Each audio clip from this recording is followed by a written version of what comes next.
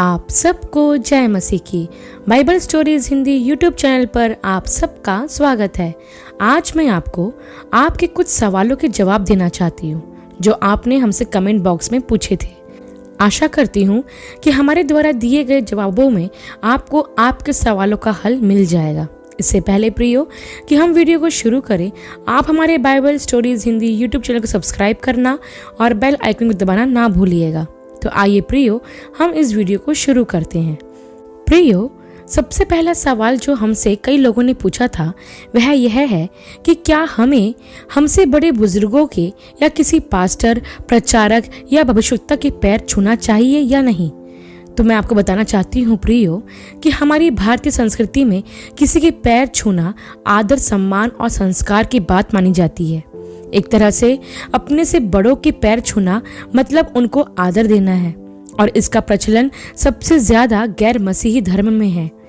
अब वे लोग जो गैर मसीही धर्म से मसीह में आए हैं वे इस असमंजस में रहते हैं कि प्रभु यीशु पर विश्वास करने के बाद और मसीही बनने के बाद क्या हम अब भी अपने से बड़ों के पैर छू सकते हैं। तो सबसे पहले मैं आपको यह बताना चाहती हूँ कि कैथोलिक कलीसिया में और कैथोलिक जैसी कई कलीसियाओं में पैर छूने वाली परंपरा का पालन किया जाता है, जो कि बिल्कुल गलत है। बाइबल हमें ऐसा करने के बारे में नहीं कहती है। प्रियो, बाइबल सिखाती है कि हमें अपने से बड़ों का आदर करना चाहिए, लेकिन बाइबल यह नहीं कहती कि उनका आदर करने के लिए हम उनके पैर छुएं। बल्कि यदि आप लय व्यवस्था की पुस्तक और उसके 19 अध्याय के 32 वचन को पढ़ेंगे तो वहां ऐसा लिखा हुआ है कि पक्के बाल वाले के सामने उठ खड़े होना और बूढ़े का आदर मान करना और अपने परमेश्वर का भय निरंतर मानना। मैं यहोवा हूँ। प्रियो, यहाँ बाइबल स्पष्ट कहती है कि पक्के बाल वालों के सामने खड़े होना और उनका आदर मान करना मतलब जब भी अपने से बड़े बुजुर्गों को देखो तो उनका आदर करने के लिए खड़े हो जाओ, और जब आप ऐसा करते हो तो यही उनका आदर सम्मान करना है। अब कुछ लोग अपने माता पिता के, अपने शिक्षकों के अर्थात अपने गुरुओं के पैर छूते हैं, और यही नहीं, कुछ लोग तो अपने पास्टर के भी पैर छूते हैं। मैंने कई जगह पर देखा है कि लोग जब किसी बड़े पास्टर, प्रचारक या भविष्यवक्ता से मिलते हैं तो वे उनके पैर छूने लगते हैं, और सबसे बड़ा दुर्भाग्य तो यह है कि वे प्रचारक लोगों को ऐसा करने से रोकते भी नहीं हैं। प्रियो, मैं आपको बता दूं कि बाइबल स्पष्ट रूप से बड़े बुजुर्गों का सम्मान करने और अपने माता पिता की आज्ञा मानने के लिए कहती है, लेकिन पूरी बाइबल में कहीं भी पैर छूने के लिए नहीं कहा गया है, और ना ही ऐसा कोई रिवाज यहूदियों और प्रारंभिक मसीहों का था। पैर छूना मुख्यतः हिंदुओं का रिवाज है, और जो लोग इनमें से मसीह में आए हैं वे बड़े असमंजस में रहते हैं कि हम क्या करें, क्योंकि उन्हें इसके विषय में सही जानकारी नहीं रहती। मैं आपको बताना चाहती हूँ प्रियो कि अन्य धर्मों के अनुसार माता पिताओं को, गुरुओं को ईश्वर के अर्थात भगवान के समान माना जाता है, लेकिन बाइबल हमें बताती है कि पृथ्वी के सब मनुष्य पापी हैं और परमेश्वर की महिमा से रहित हैं। वह हर एक व्यक्ति जो इस पृथ्वी पर जन्म लेता है वह पाप में ही जन्म लेता है, और इसलिए पृथ्वी के हर मनुष्य को यीशु मसीह के द्वारा मिलने वाले उद्धार की जरूरत है, तब जाकर ही वो उद्धार पा सकता है। लेकिन फिर भी मनुष्य मनुष्य ही रहेगा, फिर चाहे उसके पाप क्षमा ही क्यों ना हो गए हों। और इसलिए बाइबल सिखाती है कि जो आदर, सम्मान और भक्ति परमेश्वर को दी जाती है वो किसी मनुष्य को नहीं दी जानी चाहिए। यदि आप किसी भी मनुष्य के पैर छूते हो तो आप एक मनुष्य को परमेश्वर के बराबर कर देते हो, और यह एक पाप है, क्योंकि परमेश्वर ने स्पष्ट कहा है कि तू मुझे छोड़ दूसरों को ईश्वर करके ना मानना। हाँ प्रियो, परमेश्वर कभी नहीं चाहते कि हम उनके बजाय किसी और की उपासना करें या किसी और को परमेश्वर की तरह माने। कई मसीही लोग अपने माता पिता के, अपने से बड़े बुजुर्गों के, अपने शिक्षकों के और अपने पास्टर के पैर छूते हैं, लेकिन यह गलत है और परमेश्वर की दृष्टि में तो यह पाप है। बेशक आप इन सबों का आदर करें, उन्हें सम्मान दें, लेकिन इनके पैर कभी ना छुएं, क्योंकि हमारा परमेश्वर जलन रखने वाला परमेश्वर है और वह नहीं चाहता कि हम उसकी बराबरी में भी किसी की उपासना करें या उसको वो आदर दे जो हमें सिर्फ परमेश्वर को देना चाहिए। प्रियो, इसी से संबंधित एक घटना है जो हमें प्रकाशित वाक्य की पुस्तक के 19 अध्याय में देखने को मिलती है। कि जब यूहन्ना एक स्वर्गदूत को दंडवत के लिए उसके पांव पर गिरा तो उस स्वर्गदूत ने उससे कहा कि ऐसा मत कर, मैं तेरा और तेरे संगी भाइयों का दास हूं जो यीशु की गवाही देने पर स्थिर है, परमेश्वर ही को दंडवत कर। प्रियो, यहाँ पर आप देख सकते हैं कि स्वर्गदूत भी जो निरंतर परमेश्वर की उपस्थिति में रहता है, वे भी यूहन्ना को यह कहते हैं कि केवल परमेश्वर ही को दंडवत कर। तो यहाँ पर बाइबल हमें स्वर्गदूतों के पैर छूने को भी मना करती है, और स्वर्गदूत तो मनुष्य से ऊपर हैं, जैसा इब्रानियों की पत्री के 2 अध्याय के 7 वचन में लिखा है। फिर आप मनुष्य के पैर कैसे छू सकते हैं? यहाँ ध्यान दे प्रियो कि स्वर्गदूत ने यूहन्ना को दंडवत करने से इसलिए मना किया क्योंकि परमेश्वर के अलावा किसी के सामने दंडवत करने को या पैर छूने को परमेश्वर मूर्ति पूजा समझते हैं। क्योंकि जैसा मैंने आपको कहा कि जब भी आप किसी मनुष्य के पैर छूते हैं तो आप उसे परमेश्वर के स्थान पर बिठा रहे होते हैं। इसलिए प्रियो, हमें हमेशा ध्यान रखना है कि कहीं हम कोई ऐसा काम तो नहीं कर रहे हैं जो परमेश्वर यहोवा के विरुद्ध है। प्रियो, एक और सवाल है जो लोग अक्सर पूछा करते हैं कि क्या मसीह में आने के बाद हमें अपना नाम बदल लेना चाहिए? तो मैं आपको बता दूं प्रियो कि आज बहुत से भाई और बहन यीशु मसीह को ग्रहण करने के बाद बपतिस्मा लेते हैं, और बपतिस्मा के बाद वे अपना नाम बदलकर कुछ और रख लेते हैं, अर्थात वो ऐसे नाम रखते हैं जिससे लोग उन्हें पहचाने कि वो एक मसीही भाई या मसीही बहन है। प्रियो, एक बात हमेशा याद रखें कि हमारी पहचान हमारे नाम से नहीं बल्कि हमारे काम से होती है, और एक मसीही व्यक्ति की पहचान उसके नाम से नहीं, उसके स्वभाव से, उसके चरित्र से होती है। जब लोग हमारे अंदर मसीह के स्वभाव को देखते हैं तब वे जान पाते हैं कि हम मसीही हैं। प्रियो, यदि हम अपना नाम बदल लें और अपने कामों को और अपने स्वभाव को ना बदलें तो फिर आपका नाम बदलना किस काम का? प्रभु यीशु मसीह भी इस संसार में इसलिए आए ताकि वे लोगों के जीवन बदल सके, लोगों के हृदय परिवर्तन हो सके, और प्रभु का मुख्य उद्देश्य सिर्फ मन परिवर्तन था ताकि लोग पापों से अपना मन फिरा सके। प्रभु ने कभी भी नाम बदलने के लिए नहीं कहा है। अब कुछ लोग कहेंगे कि बाइबल में तो कई लोगों के नाम बदले गए हैं, जैसे अब्राहम, गिदोन, दानियल, शाऊल जो कि संत पौलुस हुए, पतरस, और भी ऐसे बहुत से लोग हैं जिसके नाम बदलकर कुछ और ही रखे गए थे। लेकिन मैं आपको बता दूं प्रियो कि इन लोगों के नाम बदले जाने का उद्देश्य अलग था।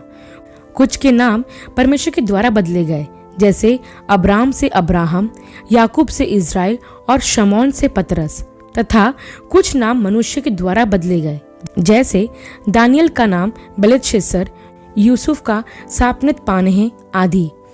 प्रियो, अगर आप इन सब लोगों को कोट करके कहेंगे कि इनके भी तो नाम बदले गए थे तो फिर हम अपना नाम क्यों ना बदलें?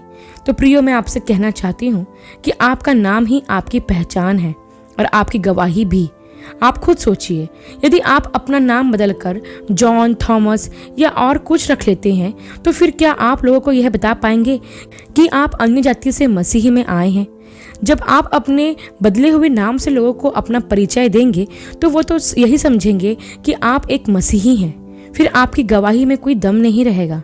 लेकिन यदि आप अपने असली नाम के साथ लोगों को अपना परिचय देते हैं और यह बताते हैं कि कैसे आपने मसीह को ग्रहण किया, तो आपकी यह गवाही प्रभावशाली भी रहेगी और लोग भी आपकी गवाही से प्रभावित होंगे। इसलिए मैं आपसे यही कहना चाहती हूँ कि मसीह में आने के बाद आप अपना नाम ना ही बदले तो अच्छा है, बाकी आपकी इच्छा। इसके साथ ही प्रियो, मैं आपको यह भी बताना चाहती हूँ कि कई लोगों के नाम बाइबल के अनुसार तो जरूर होते हैं, लेकिन उनके काम बिल्कुल उसके विपरीत होते हैं। मैंने ऐसे कई लोगों को देखा है जिनके नाम जॉन, थॉमस, रूबेन, अब्राहम ऐसे तो होते हैं, लेकिन उनके काम शराब पीना, गाली गलौज करना, आवारागर्दी करना इत्यादि होते हैं। अब आप बताइए प्रियो कि आपने बाइबल के अनुसार मसीह नाम तो रख लिए, लेकिन अगर आपके जीवन में यीशु मसीह नहीं है तो फिर आपका नाम बदलना किस मतलब का? यदि आप अपना नाम अब्राहम रखते हैं तो अब्राहम के जैसा जीवन भी जिए। यदि आप अपना नाम पीटर, जॉन रखते हैं तो फिर वैसा जीवन भी व्यतीत करें जैसा उन्होंने किया है। प्रियो, एक बात हमेशा ध्यान रखें कि मसीही नाम रखना बहुत आसान है, लेकिन मसीही जीवन जीना बहुत मुश्किल है। इसलिए तो मैंने आपसे कहा है कि नाम नहीं, जीवन बदले, क्योंकि यीशु मसीह भी वही करने इस दुनिया में आए थे। अंत में एक और सवाल जो हमसे कई लोगों ने पूछा है कि क्या हम फिल्मी सॉन्ग सुन सकते हैं। तो प्रियो, मैं आपको यह बताना चाहती हूँ कि ऐसे बहुत से मसीह लोग हैं जो सुबह सुबह बड़े आनंद के साथ लाउड स्पीकर में मसीह गीत सुनते हैं। मैंने कई लोगों को देखा है जो सुबह से उनके मोबाइल में या फिर होम थिएटर में या टीवी में वे मसीह गीत सुनते हैं और फिर 10 से 11 बजे के बाद पूरा दिन और पूरी रात वे फिल्मी गीत सुनते रहते हैं। यहाँ तक कि जब उनके घर में कोई पार्टी या फंक्शन होता है तब भी वे ना सिर्फ फिल्मी गीत को सुनते हैं बल्कि उन गीतों पर नाचते भी हैं। ऐसे लोगों की मसीहत या आत्मिकता सिर्फ सुबह सुबह ही रहती है। 10 बजे के बाद वे पूरे सांसारिक हो जाते हैं। कई लोग जब चर्च जाते हैं तो आराधना के समय ऐसा मग्न हो जाते हैं कि इनको देखने से लगेगा कि इनके जैसा आत्मिक और कोई है ही नहीं। यहाँ तक कि चर्च में वर्शिप करने वाले लोग भी ऐसे वर्शिप करेंगे कि जैसे वो बहुत आत्मिक हैं, लेकिन बाकी समय पर उनके मुंह पर कुछ और ही गीत होते हैं। संडे चर्च में आराधना के समय मसीह गीत गाते हैं और चर्च के बाहर हर समय फिल्मी गीत सुनते और गाते रहते हैं। ऐसे लोग चुना पुती हुई कब्र से कहीं ज्यादा बुरे हैं। मैं तो यह कहती हूँ कि ये तो शास्त्री और फरीसी से भी ज्यादा बड़े पाखंडी हैं, जिनकी आत्मिकता या तो सुबह तक या फिर चर्च तक सीमित रहती है। प्रियो, फिल्मी गीत फिर चाहे वह किसी भी भाषा का क्यों ना हो, वह शैतानी गीत है। बाइबल बताती है कि लूसीफर एक आराधना करने वाला स्वर्गदूत था। डफ और बांसुलिया उसी में बनाई गई थी, लेकिन जब वह गिराया गया तो उसका स्वरूप बिगड़ गया। प्रियो, इस बात को समझने का प्रयास करें कि लूसीफर स्वर्ग से इसलिए गिराया गया क्योंकि वह परमेश्वर के सिंहासन से ऊंचा अपना एक सिंहासन बनाना चाहता था और जो महिमा परमेश्वर को मिलती है वो सारी महिमा वो खुद लेना चाहता था। स्वर्ग में तो वो इस काम में सफल नहीं हो सका, इसलिए उसने पृथ्वी पर अपनी इस योजना को पूरा किया। इसलिए जब आप फिल्मी गीत सुनते और गाते हैं तो आप शैतान की आराधना कर रहे होते हैं, उसकी भक्ति कर रहे होते हैं। प्रियो, यदि आप एक मसीही हैं तो सांसारिक बातों में और सांसारिक चीजों में मन ना लगाएं। हम जीवित परमेश्वर की आराधना करने के लिए सृजे गए हैं, ना कि शैतान की। संत पौलुस भी इफिसियों की पत्री के 5 अध्याय के 19 वचन में कहते हैं कि आपस में भजन और स्तुति गान और आत्मिक गीत गाया करो और अपने अपने मन में प्रभु के सामने गाते और कीर्तन करते रहो। इसके साथ ही कुलिसियों की पत्री के 3 अध्याय के 16 वचन में लिखा है कि अपने अपने मन में अनुग्रह के साथ परमेश्वर के लिए भजन और स्तुति गान और आत्मिक गीत गाओ। वचन हमें यहाँ यही सिखाता है कि हम परमेश्वर के लिए गीत गाएं और उसकी आराधना करें, ना कि संसार की, क्योंकि इस संसार का हाकिम और सरदार शैतान है। और बहुत से मसीही लोग प्रार्थना तो परमेश्वर से करते हैं लेकिन आराधना शैतान की करते हैं और इसलिए परमेश्वर का क्रोध उन पर बना रहता है। प्रियो, विजय बेनेडिक्ट का नाम तो आपने सुना ही होगा। वो पहले फिल्मी गीत गाया करते थे, लेकिन जब से वो प्रभु में आए तो उन्होंने फिल्मी गीत गाना पूरी तरह से बंद कर दिया है। अब वो सिर्फ मसीह गीत ही गाते हैं और यूट्यूब पर उनके द्वारा गाए गए मसीही गीत बहुत पसंद किए जाते हैं। मैं खुद भी उनके द्वारा गाए गीतों से बहुत आशीषित हुई हूँ।